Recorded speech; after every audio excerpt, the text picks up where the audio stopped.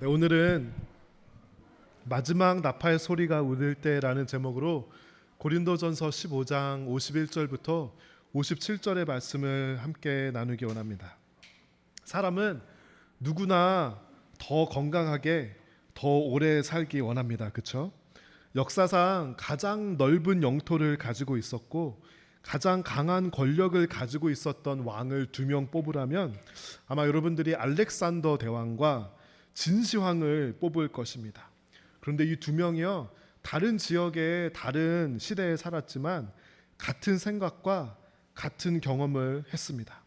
이들은 드넓은 영토와 강한 권력을 가지고 있었지만 시간과 죽음 앞에서 자신이 가진 영토와 자신들이 가진 권력이 아무 힘이 되지 못하는 것을 깨달았습니다. 그래서 알렉산더 대왕은요, 영원한 젊음을 주는 전설의 샘을 찾아다녔다고 하고요, 진시황은 영원한 젊음을 주는 불로초를 찾아다녔다고 합니다. 하지만 이들은 성공하지 못했습니다. 과학자들은 사람의 몸이 왜 나이가 들고, 조금 전문적인 용어로는 사람의 몸의 세포가 어떤 메커니즘으로 인해서 손상되는가에 의해 관한 연구를 합니다. 세포 손상의 주범으로 활성산소를 지목하는 그런 이론이 있습니다.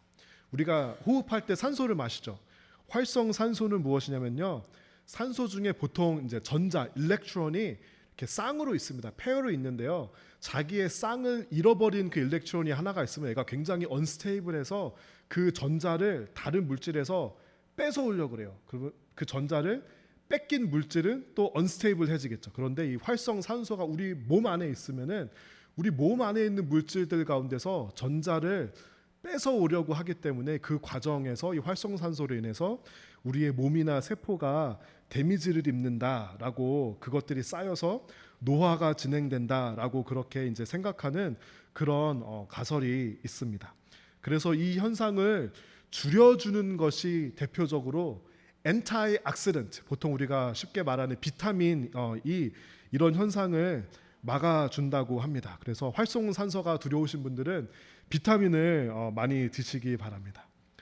805번을 타고 가다 보면은 일루미나라는 샌디에고에서 퀄컴 다음으로 가장 큰 두 번째로 큰 기업이 있습니다. 이 일루미나라는 기업은 넥스트 제너레이션 시퀀싱이라는 획기적인 기술로 사람 유전자의 염기 서열을 정확하고 값싸게 해독 분석하는 전 세계 시장을 거의 이제 모노폴리처럼 독점하고 있는 인류 기업입니다. 이렇게 대단한 기업인 줄 모르셨죠? 더 대단한 사실은 나무교회 성도분 중에 일루미나에 다니고 계신 분이 있으십니다.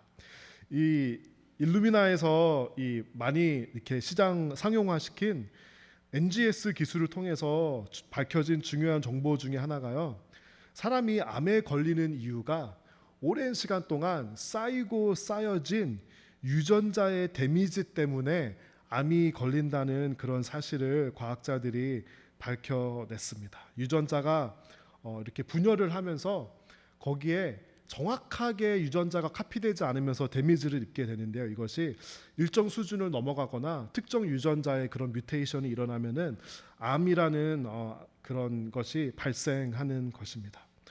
샌디에고가 미국에서 세 번째로 큰 바이오 클러스터를 가지고 있어서 정말 좋은 이런 사람의 건강과 미래에 대해서 고민하고 연구하는 것을 나누는 좋은 컨퍼런스가 열립니다. 몇 년 전에 Future of Genomic Medicine이라는 컨퍼런스가 열려서 저도 그 컨퍼런스에 다녀올 좋은 기회가 있었습니다. 이곳에 가면 사람들이 어떻게 하면 더 건강하게 살 수 있을까 하는 고민과 연구를 유전학적으로 접근합니다. 보통 우리는 건강을 접근할 때 스트레스를 덜 받고 운동을 많이 하고 건강한 음식을 먹으면 더 건강할 수 있겠지 하는 그런 접근을 하는데요, 이 컨퍼런스에서 하는 접근은 더 인사이드 아웃, 그러니까 우리 몸 안에 있는 유전자적인 정보에서부터 시작해서 어떻게 하면 보다 근본적으로 사람의 건강을 증진시킬 수 있을까 하고 고민하고 연구 결과를 나누는 컨퍼런스입니다.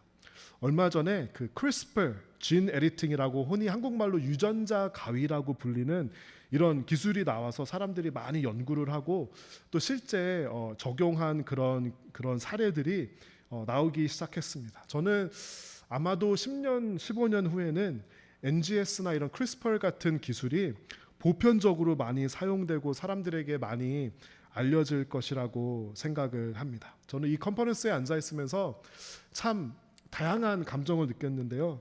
그 중에 하나는 알렉산더 대왕이나 진시황이 했던 보다 더 건강하게 오래 살고자 하는 그런 욕구와 고민을 이 컨퍼런스에서 앉아서 똑같은 고민을 사실은 하는 거구나. 조금 더 세련되고 조금 더 과학의 힘을 빌려서 하는 것이지만 근본적으로 던지는 질문과 하는 고민은 같은 것입니다. 저는 또 이런 생각을 한번 해보았습니다. 사람이 조금 더 오래, 조금 더 건강하게 살도록 도와주기 위해서 연구를 하는 것은 분명히 소중하고 값진 일입니다. 그러나 저는 이런 기술들이 근본적으로 사람의 병이나 노화나 죽음을 근본적으로 해결할 수 있을 것이라고는 생각하지 않습니다. 그저 조금 더 건강하고 조금 더 오래 살 수 있게 도와줄 뿐입니다. 그런 의미에서 보다 더 우리가 중요하게 던져야 하는 질문, 사실은 우리가 답이 없기 때문에 그런 컨퍼런스에서 가서도 그런 질문은 던지지 않지만 우리 성도가 가장 중요하게 던져야 하는 질문은 바로 나는 죽음 앞에 준비되어 있는가 하는 질문일 것입니다.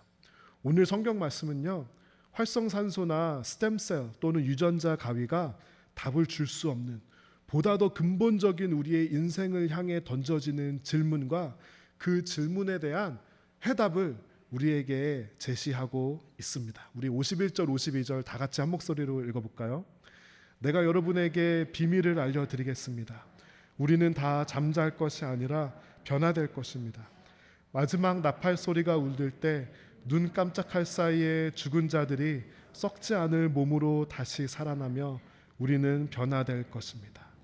51절에 잠잔다, 우리는 다 잠잘 것이 아니라 라는 표현은 이를 슬립하는 것이 아니라 죽는 것을 유포미즘으로 이렇게 부드럽게 표현한 것입니다. 무슨 말이냐면요, 모든 사람들이 다 죽음을 경험할 것은 아니고요, 일부 소수의 사람들은 죽음을 경험하지 않고 변화를 경험한다라는 겁니다.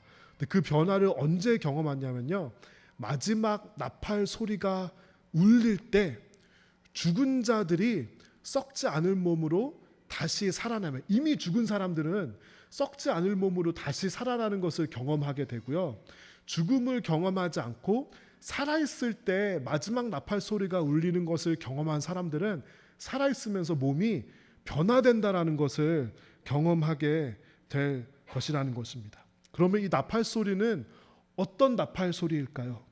성경에서는요, 예수님께서 다시 오시는 것을 우리에게 말해주고 있는데요, 데살로니가 후서에도 이런 말씀이 있고요, 오늘 고린도전서 15장에도 이런 말씀이 우리에게 가르쳐주고 있는 것입니다. 예수님께서 다시 오실 때 온 세상을 뒤엎는 나팔 소리가 있을 것입니다.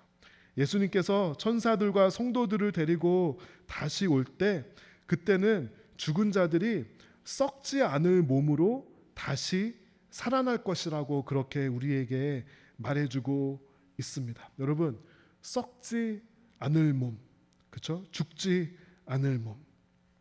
그때가 언제일지는 모르겠습니다.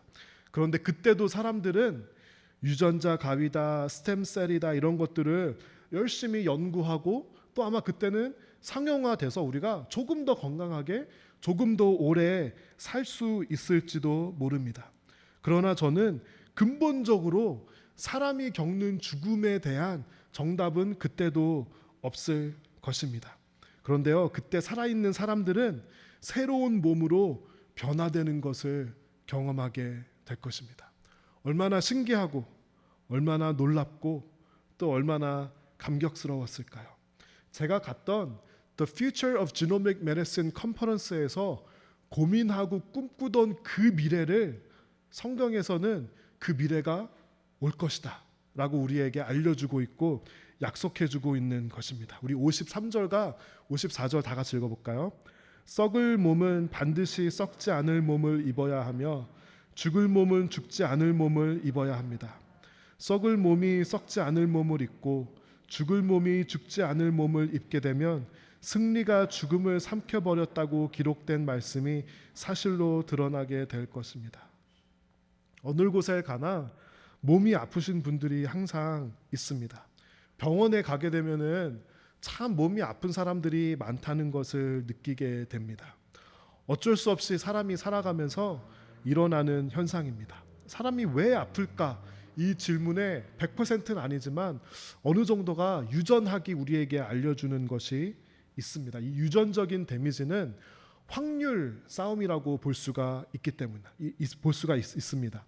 나이가 들수록 유전자가 데미지가 높을 확률이 높아지기 때문에 나이가 들수록 더 많은 육체의 연약함을 경험하지만 젊을 때도 이 유전적인 데미지로 인해서 질병과 아픔을 경험할 수 있습니다.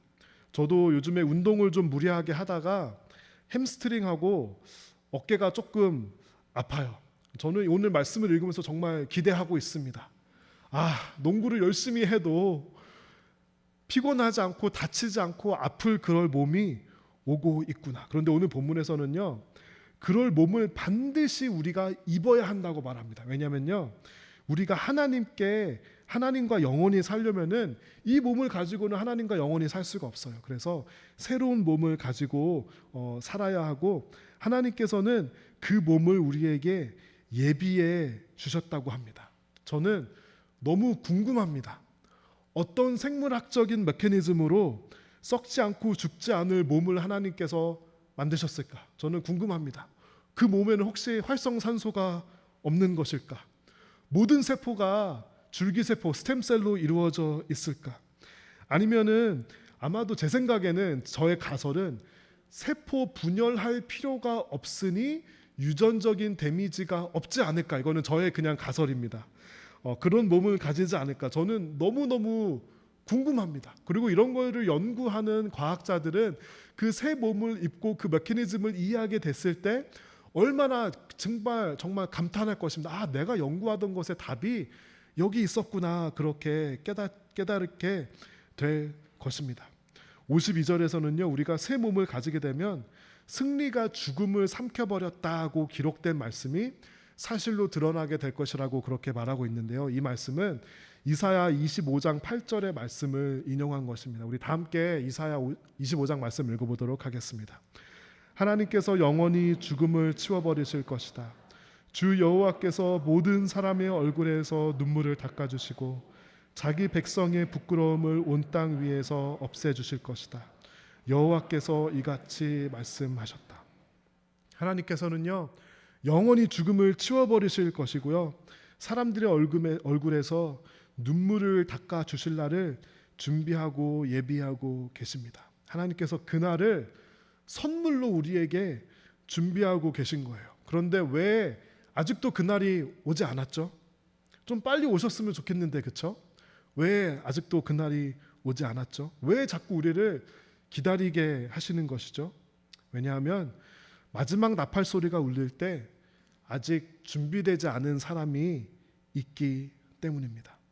이 세상에는 아픔과 고통과 눈물과 죽음이 있습니다. 많은 사람들은 그 아픔과 고통의 질문에 대해서 하나님께 그 책임을 돌립니다. 그런데 성경을 가만히 읽어보면은 하나님께서는 그런 아픔과 슬픔과 고통과 죽음을 원치 않으세요. 그렇죠? 그런데 하나님께서는 새로운 계획을 다 말씀해 주시고 다 예비해 놓으시고 다 준비해 주시고 이미 우리한테 다 성경을 통해서 말씀해 주셨어요. 그런데 그날이 왜 아직 오지 않았냐면요, 그날이 올 때 아직 준비되지 않은 사람이 있기 때문이에요. 하나님도 빨리 하나님께 그 책임을 전가하고 블레임하는 사람들에게 빨리 너무나도 보여주고 싶으실 거예요. 새하늘과 새 땅, 새로운 몸을. 그런데 아직 준비되지 않은 사람이 있기 때문에 아직 그날이 오지 않고 하나님께서 딜레이하고 있는 것입니다. 하나님께서 가진 근본적인 뜻은 과학기술이 발전해서 사람들이 이 세상에서 오래 안 죽고 살고, 하나님의 근본적인 뜻은 이 세상에서 우리가 유토피아를 이루고 사는 것이 아닙니다. 하나님의 뜻은 새로운 몸을 주시고 영원히 살 그날을 하루빨리 이제 시작해야 되는데 아직 준비되지 않은 사람, 아직 믿음을 가지지 않은 사람이 있는 것입니다. 하나님께서 주신 은사 중에 치유의 은사가 있어요. 그렇죠? 아픔을 고쳐주시는 은사가 있습니다. 기도하면 아픈 사람이 낫는 거예요. 그런데 하나님께서 그 은사를 많은 사람들에게 주지 않으시고 소수의 사람들에게 주셨어요. 여러분, 왜 그렇다고 생각하십니까? 저는 복음서를 보면서 거기에 대한 약간의 힌트를 알게 됐어요. 마가복음 1장에 보면은 문둥병 걸린 사람이 있습니다. 예수님께서 그 사람을 고쳐주세요. 그리고 뭐라 그러시는지 아세요? 사람들한테 가서 얘기하지 말라 그래요. 여러분, 우리 생각에는 그런 게 좀 널리 알려져야 사람들이 예수님이 병을 고치시는 하늘에서 주신 능력이 있으시구나라고 깨닫고 예수님께 막 올 것 같은 예수님께서는요, 한 명만 고쳐주시고 가서 말하지 말라 그러세요. 또 누가복음 8장에 보면은요, 죽은 소녀를 살려내신 사건이 있는데요, 그 소녀의 부모님께 뭐라고 말하시는지 아세요? 아무한테 말하지 말라고 그러시는 거예요. 여러분, 왜 그럴까요? 여러 가지 이유가 있을 수 있지만 제가 볼 때는 사람들이 혹시 오해할까 봐였어요. 예수님께서 이 세상에서 오신 이유는 병을 고쳐주기 위해서만 오시는 것이 아니에요. 사람들이 병 고침을 받고 그게 소문이 나면은 사람들이 어떤 마음을 가질까요? 몸이 아픈 사람들이 다 예수님께로 와가지고 병 고침을 원하겠죠. 교회에서 가끔 치유 집회를 할 때가 있습니다. 저는 치유 집회는 별로 가본 적은 없습니다. 그런데 예수님께서 치유 집회를 하셨을까 안 하셨을까? 저는 안 하셨을 것 같아요. 왜냐하면요, 사람들은 사람의 관심과 마음이 몸의 병이 낫는 것에 있기 때문에 예수님께서 사실 복음을, 하나님의 나라를 말씀해 주시려고 온 것이거든요. 그런데 치유로 인해서 사람들이 치유에만 집중하고 하나님 나라의 복음에 관심을 가지지 않을까 봐 예수님께서는 굉장히 조심스럽게, 굉장히 조용조용하게 치유 사역을 하시고요. 언제 치유 사역을 하셨냐면요, 그것이 복음 사역에 도움이 될 때만 하셨어요. 치유 사역은 예수님 생각으로는 복음 사역에 도움이 되지 않을 가능성이 매우 컸다라는 것입니다. 저도 제가 말씀드린 것처럼 이거는 가만히 있다가 몸이 아픈 게 아니라 제가 이제 스트레칭도 안 하고 추운데 너무 열심히 농구를 해서 아픈 건데요. 제가 어깨와 햄스트링이 조금 아파요. 제가 이제 그 혼자 주중에 사무실에 있을 때 아무도 없을 때 어떻게 하냐면요, 저를 놓고 안수 기도를 합니다. 어깨에 손을 얹고 어깨야 나라 막 기도하고요. 허벅지에 손을 얹고 햄스트링이요 빨리 나을지어다 기도합니다. 나았을까요? 안 나았을까요? 왠지 좀 더 아픈 것 같아요. 왜 그럴까요? 몸이 낫는 것보다 더 중요한 것이 있어요. 그것이 우리가 집중해야 되는 것입니다. 몸이 아픈 게 나아지면 좋죠. 그런데 예수님께서 원하시는 거는요, 마지막 나팔 소리가 울릴 때 죽지 않을 몸, 썩지 않을 몸, 아프지 않을 몸을 우리에게 이미 주신 거예요. 우리 55절, 56절, 57절 다 같이 한번 읽어보도록 하겠습니다. 죽음아 너의 승리가 어디 있느냐? 죽음아 너의 찌르는 것이 어디 있느냐? 죽음이 찌르는 것은 죄이며 죄의 힘은 율법입니다. 그러나 우리 주 예수 그리스도를 통해 우리에게 승리를 주시는 하나님께 감사합니다. 쉬운 성경을 읽으면 내용이 술술 익히고 좋은데요, 너무 풀었어서 어떤 부분은 조금 임팩트가 약합니다. 제가 오늘 이 본문을 개역 성경으로 한번 읽어볼게요. 사망아 너의 승리가 어디 있느냐? 사망아 너의 쏘는 것이 어디 있느냐? 여러분, 이 말씀이 우리에게 주는 힘과 능력이 있습니다. 세상의 그 무엇도 사망 앞에는 힘이 없습니다. 그런데 성도는 사망에 대해서, 사망을 향해서 선포하는 겁니다. 사망아 너의 승리가 어디 있느냐? 사망아 너의 쏘는 것이 어디 있느냐? 이 말씀은 성도의 능력입니다. 이 말씀은 성도의 자신감입니다. 이 말씀은 사탄과 죽음을 향한 성도의 선포입니다. 우리는 이미 죽음에 대한 승리를 가졌다. 죽음은 끝이 아니라 소명이 아니라 더 좋은 곳으로 가기 위해 통과하는 문에 불과하다라고 말해주고 있는 겁니다. 그러므로 마지막 나팔 소리가 울릴 때 우리 성도는 기다리고 있다가 이제 기뻐하면 됩니다. 감격하면 됩니다. 절대로 무서워하거나 두려워할 필요가 없습니다. 패닉할 필요가 없습니다. 왜냐하면 하나님께서 이미 우리에게 승리를 주셨으니까요. 제가 오늘 본문을 읽다가 생각난 어디서 들어본 그런 문장이 생각났습니다. 다음과 같은 문장인데요. Lost the battle, but win the war. 전투는 졌지만 전쟁에서 이긴다. 여러분, 전쟁할 때 전투는 질 수도 있고 이길 수도 있습니다. 중요한 것은 전쟁에서 이기는 거예요. 그렇죠? 전략적으로 전쟁에서 이기기 위해서 어떤 전투는 패하는 것을 선택할 수도 있습니다. 우리가 전투에서는 질 수가 있어요. 성도로서 살면서 실패를 경험할 수 있고 넘어질 수도 있고 몸이 아플 수도 있고요. 최악의 경우 우리의 육신이 죽을 수도 있습니다. 그러나 이것은 다 전투에 불과하다는 거예요. 하나님께서 이미 전쟁을 우리에게 이겨주시고, 그런데 우리는 이 조그만 작은 전투에 지는 것에 너무 상심해요. 전투에 진 것에 마치 세상을 다 잃은 것처럼 근심하고 아파하고 상심합니다. 그런데요, 전투에 불과해요. 아픈 것을 인정합니다. 슬픈 것을 인정하지만 보다 더 중요하고 큰 사실은 전쟁에서 하나님께서 우리에게 승리를 주셨다라는 것입니다. 성도는 어떤 사람이냐면요, 전투에서 졌을 때 아파하고 우리가 너무 슬퍼하는 사람이 아니라, 그럴 수 있어, 하지만 전쟁에서 이겼어, 이 마음을 가지고 이것을 믿음으로 선포하는 사람이 바로 성도입니다. 제가 자주 듣는 유튜브 프로그램 중에 김동호 목사님이 일주일에 한 번 사람들의 질문에 대답하는 안녕하세요 목사님이라는 프로그램이 있습니다. 거기에 이런 사연이 올라왔어요. 제가 읽어드릴게요. 목사님 안녕하세요. 저는 얼마 전 24살 난 아들을 하늘나라로 보내고 힘든 날을 보내다 목사님의 도움을 받고자 편지를 드립니다. 아들은 암으로 1년 7개월 투병을 했습니다. 군대에서 제대하자마자 검사를 했는데 이미 전이가 되어 있어 수술도 안 되고 어렵다고 했습니다. 발병 초부터 시작된 통증으로 하루도 편안한 날이 없었지만 아들과 저는 선하신 하나님께서 반드시 좋은 것으로 주시리라 믿으며 힘든 가운데서도 감사를 잃지 않으려고 애썼습니다. 아들이 떠나기 전 3주 정도는 어떤 진통제로도 다스려지지 않는 통증에 시달렸고, 하루가 다르게 변해가는 아들의 모습을 보며 견딜 것이라는 믿음으로 견딜 수 없이 힘들었지만, 죽은 자도 살리시는 하나님께서 아들을 살리실 것이라는 믿음으로 견딜 수 있었습니다. 통증으로 누워서 잠을 잘 수도 없을 만큼 힘든 시간 가운데 생명을 주신 주님께서 거두심도 주님 뜻임을 인정하며 단 하나 통증이라도 없애주시라고 기도했습니다.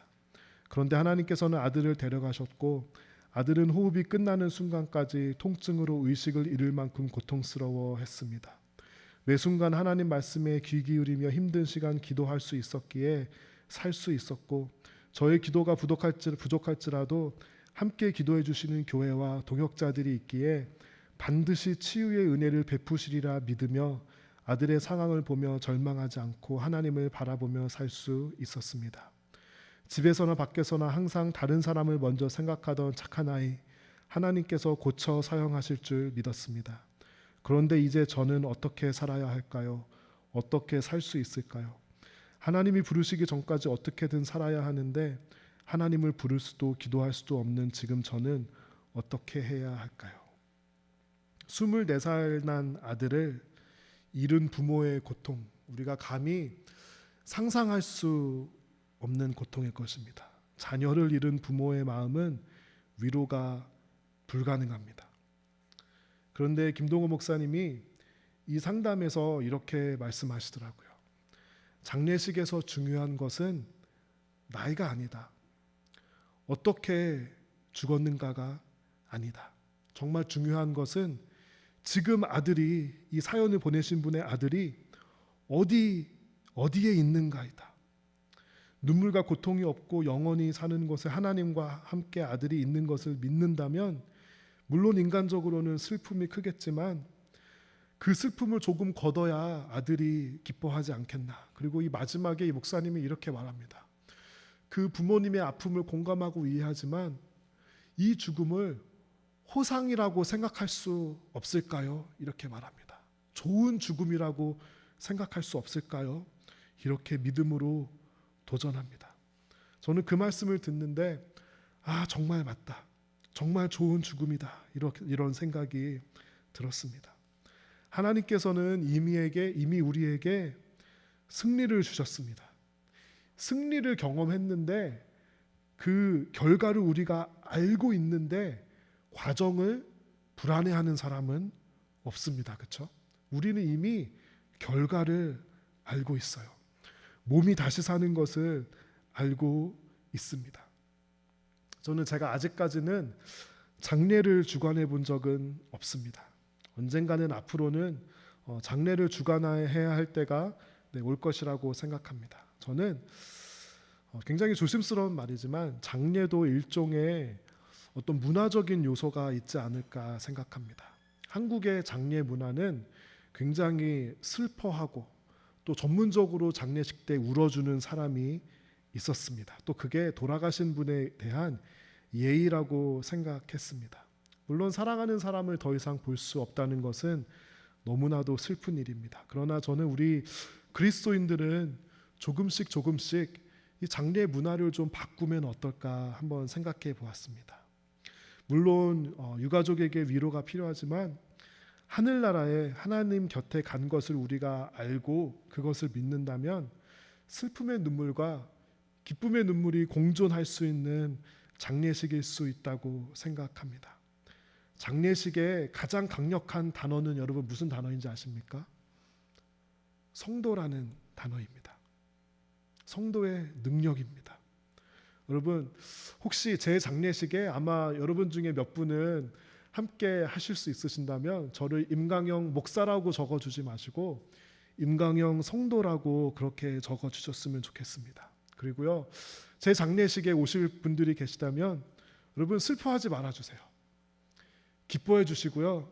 그곳에 올 수 있을 아직 마지막 트럼펫, 마지막 나팔 소리에 준비되지 않은 사람들을 위해서 전도의 기회로 삼아 주셨으면 좋겠습니다. 이것은 저의 마음에 대한 진심입니다. 몇 주 전에 양육훈련을 하는데요. 그 주제가 전도에 대한 내용이었어요. 이제 수업을 마치고 돌아가면서 어떤 내용이 마음에 와닿았는지 돌아가면서 나누는데 어떤 성도분 한 분께서 정말 기가 막힌 제 마음에 깊이 남은 말씀을 해주셨습니다. 이분이 전도를 공부하다가 가장 마음에 남은 게 나를 위한 전도가 정말 중요하겠다. 이런 거를 나눠주셨는데 여러분 정말 이게 명언이지 않습니까? 나를 위한 전도. 왜냐하면 우리는 믿음을 가지고 교회를 다니면서도 나를 위한 전도에 소홀할 때가 있는 것 같습니다. 내가 예수님이 다시 오시는 날에 준비되어 있을까? 그리고 내가 믿음을 가지고 성도로 살아가지만 예수님이 오실 때 나는 준비된 성도의 삶을 살아가고 있을까? 저는 그분의 그 말씀이 머릿속에 계속 남았습니다. 마지막 나팔 소리가 울려 퍼질 때 이 세상 일에 너무 마음이 신경이 써 있어서 당황하고 나는 아직 준비가 되지 않았다고 믿고 주님 뵙기에 창피하고 부끄러운 삶을 살고 있겠습니까?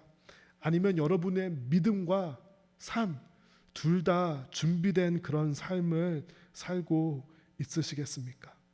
좋은 차를 사고 좋은 집을 사고 자녀들 좋은 학교 보내고 세상에서 성공하는 것도 중요하고 좋습니다. 그런데 마지막 나팔 소리가 울릴 때 여러분의 믿음이 준비되셨을까요? 여러분의 삶이 준비되셨을까요? 제가 원래는 이 포인트에서 이 쇼파를 딱 꺼내서 멋지게 불려고 딱 이 포인트인데 제가 좀 더 연습을 해보겠습니다. 사실 이걸 리턴할지도 몰라요. 좀 하다 실패하면 리턴할지도 모르는데요. 제가 이거를 너무 여러분들께 들려드리고 싶어서 어제 밤 12시까지 교회 사무실에서 설교 준비는 안 하고 이거를 계속 연습해서 지금 입술이 약간 부었습니다. 제가 용기를 내서 한 번만 더 해보고 싶은데 소리가 안 날 것 같아서 여러분 그런데요. 아니요, 안 할 건데요. 그런데요, 제가 불려드리는 대신에 이 쇼파를 즉 실제로 이스라엘 시대 때 불었다고 하고요. 그 소리를 여러분들께 잠깐 유튜브에 있는 소리를 끌어다가 잠깐 들려드릴게요. 여러분 잠깐 한 10초, 20초 정도만 좀 틀어주시겠습니까?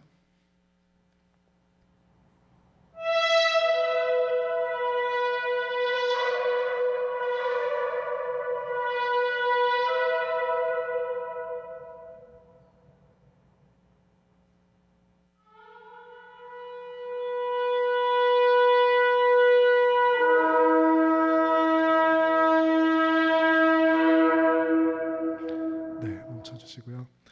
여러분 이 소리가 날 때 여러분은